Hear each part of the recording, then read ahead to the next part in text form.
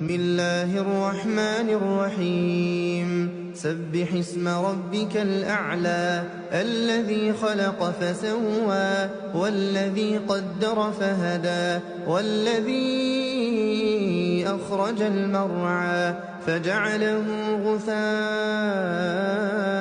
أحوى سنقرئك فلا تنسى إلا ما شاء الله إنه يعلم الجهر وما يخفى ونيسرك لليسرى فذكر إن نفعت الذكرى سيذكر من يخشى ويتجنبها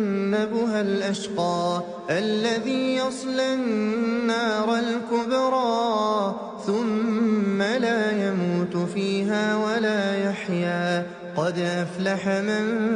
تزكى وذكر اسم ربه فصلى بل تؤثرون الحياة الدنيا والآخرة خير